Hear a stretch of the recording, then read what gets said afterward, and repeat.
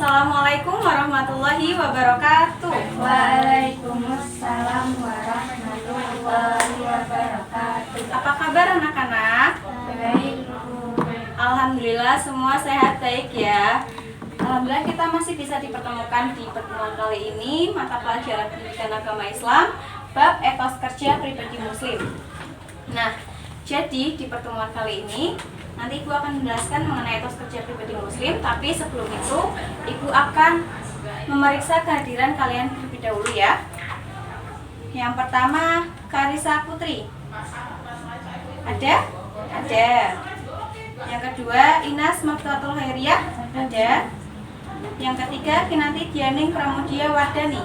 Ada. Oke, semuanya hadir ya. Nah, sebelum kita memulai pembelajaran pada hari ini, alangkah baiknya kita berdoa terlebih dahulu ya.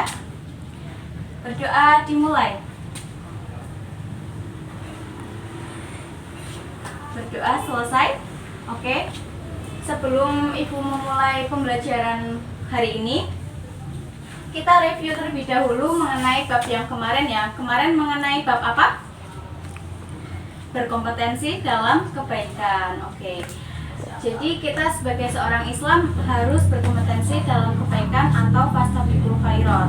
Kita harus berbuat baik sesama manusia ataupun sesama Allah, seperti itu. Selanjutnya, Ibu akan menjelaskan mengenai etos kerja pribadi muslim.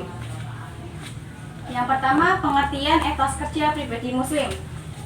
Nah, etos kerja pribadi muslim ini, etos kerja itu kan berasal dari dua kata, etos dan kerja.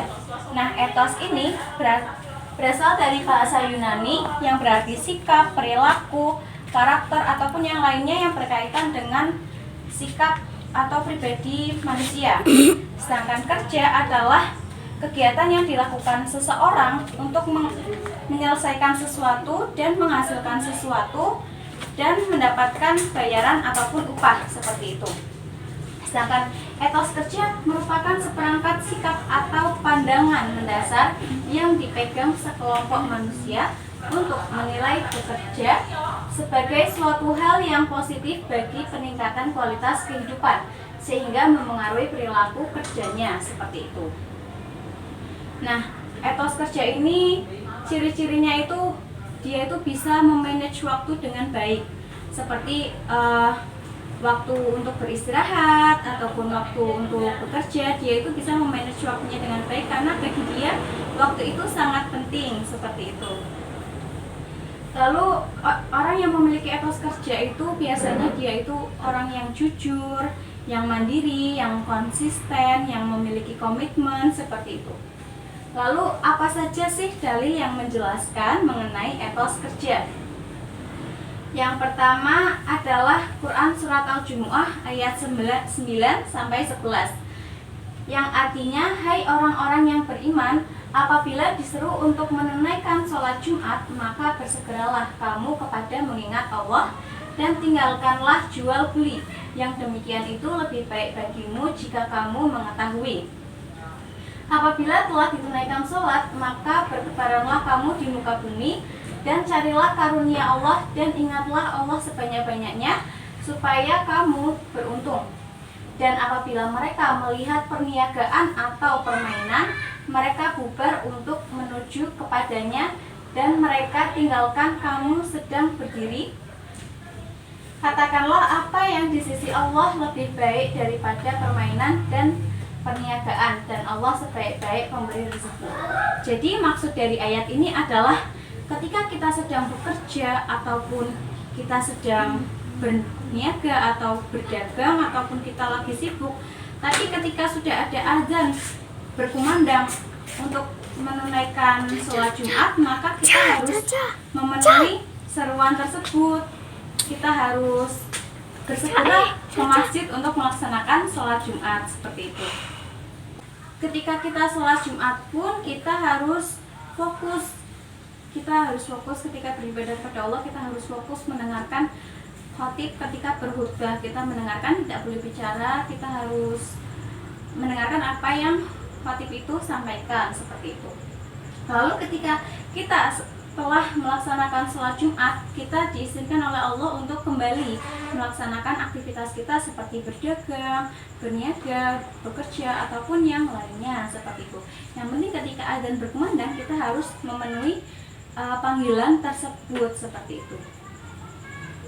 Lalu terdapat dalam Quran surat Al-Qasas ayat 77 yang artinya, dan carilah pada apa yang telah dianugerahkan Allah kepadamu negeri akhirat, dan janganlah kamu melupakan kebahagiaanmu dari kenikmatan duniawi, dan berbuat baiklah kepada orang lain sebagaimana Allah telah berbuat baik kepadamu, dan janganlah kamu berbuat kerusakan di muka bumi. Sesungguhnya Allah tidak menyukai orang-orang yang berbuat kerusakan. Maksud dari ayat ini adalah ketika kita hidup di dunia, kita tidak boleh berat sebelah. Misalnya kita terlalu mementingin kehidupan akhirat, akhirnya kita sibuk mencari bekal kehidupan akhirat, kita sibuk beribadah, tetapi kita meninggalkan duniawi. Itu tidak boleh. Begitu juga sebaliknya, kita terlalu sibuk dengan urusan duniawi sehingga bekal untuk akhirat kita tinggalkan. Itu tidak boleh. Seperti pada zaman dahulu, Nabi pernah menemui pemuda yang berdiam diri di masjid. Lalu Rasulullah itu bertanya, siapa yang menafkahi anak tersebut? Lalu dijawab bahwa yang menafkahi anak tersebut adalah ayahnya. Lalu Nabi bilang bahwa yang lebih mulia dari anak itu adalah ayahnya, karena ayahnya menafkahi keluarganya, sedangkan dia cuma untuk kepentingan dirinya. Maksudnya dia tuh cuma penting ke akhiratnya dan dunianya cuma ditinggalkan. Itu tidak boleh. Kita hidup di dunia harus seimbang. Kayak kita lagi ibadah, kita lagi sholat, kita harus khusyuk pikiran kepada Allah. Kita nggak boleh urusannya ke duniawi. Begitu juga dengan ketika kita bekerja, kita kerja tuh kayak kita masih hidup beberapa tahun yang akan datang, sehingga kita bisa mempersiapkannya seperti itu. Lalu dalam hadis Nabi riwayat Ibnu Majah, disampaikan kepada kami oleh Hisham bin Ammar dari Ismail bin Ayas, dari Bahir bin Sa'ad, dari Khalid bin Ma'dan, dari Al-Mikdam bin Ma'di Karib Az-Zubaidi, dari Rasulullah, beliau bersabda, tidak ada yang lebih baik dari usaha seorang laki-laki kecuali dari hasil tangannya sendiri, dan apa-apa yang diinfakkan oleh seseorang laki-laki kepada diri, istri, anak, dan pembantunya adalah sedekah. Maksud dari ini adalah kita itu pokoknya sedikit apapun hasilnya kita harus berusaha kerja dengan giat, dengan hasil keringat sendiri, dengan usaha sendiri. Kita itu tidak boleh mengharapkan rezeki tiba-tiba datang dari langit, tidak boleh. Kita harus berusaha sendiri, nanti Allah yang kasih rezeki seperti itu. Nah, itu materi yang Ibu sampaikan. Setelah itu Ibu akan membuat games, yaitu Apple Mystery.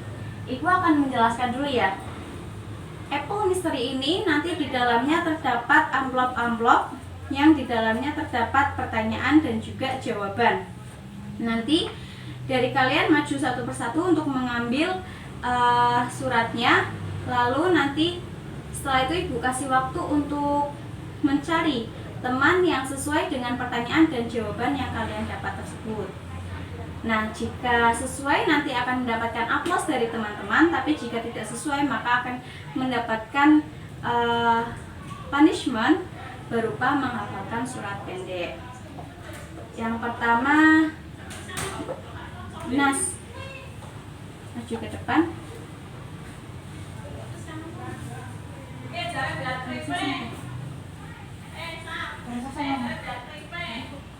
Yang kedua Karisa, warna biru.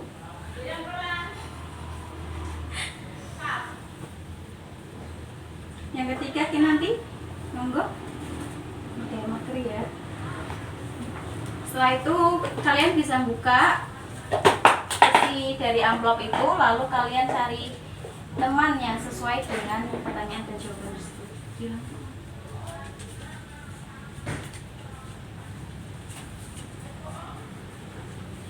Oke, udah dapat pasangan semua apa belum? Oke, cukup ya. Setelah itu yang sudah mendapatkan pasangan bisa maju ke depan membacakan pertanyaan dan jawaban yang kalian dapatkan.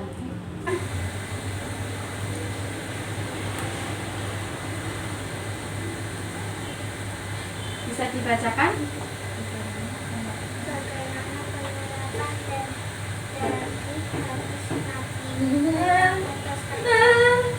Yang pertama, senantiasa bekerja mandiri, tidak mengharapkan uluran tangan orang lain. Dan yang kedua, apapun pekerjaannya dilakukan dengan ikhlas. Oke, jawabannya benar dan sesuai. Kita beri aplaus bareng-bareng. Oke, bisa kembali lagi ke tempat ya. Setelah itu maju ke depan. Ya, selanjutnya. Kok sendiri nggak dapat pasangannya ya? Enggak, Bu. Ya udah nggak apa-apa, dibacakan aja. Apa definisi dari etos kerja? Karena dia nggak mendapatkan pasangan, dia mendapatkan punishment menghafalkan surat pendek. Kamu mau menghafalkan surat apa? Anas. Oke, bisa dibaca sekarang ya. Kita dengerin bareng-bareng ya. Iya, Bu. Bismillahirrahmanirrahim. Qul a'udzu birabbin nas, malikin nas, ilahin nas, min syarril waswasil khannas, alladzi yuwaswisu fi sudurin nas, minal jinnati wan nas. Oke, baik. Silakan kembali ke tempat ya. Oke, mungkin itu saja pembelajaran pada pertemuan kali ini. Mungkin Ibu cukupkan, nanti kalian di rumah buka lagi ya bukunya, dibaca-baca lagi. Nanti ada latihan soal bisa dikerjakan, besok mulai dikumpulkan. Dan kita akan membahas pertemuan selanjutnya. Setelah itu kita akhiri kelas pada hari ini dengan membaca bacaan hamdalah. Alhamdulillahirabbil alamin. Oke, terima kasih. Wassalamualaikum warahmatullahi wabarakatuh. Waalaikumsalam warahmatullahi wabarakatuh.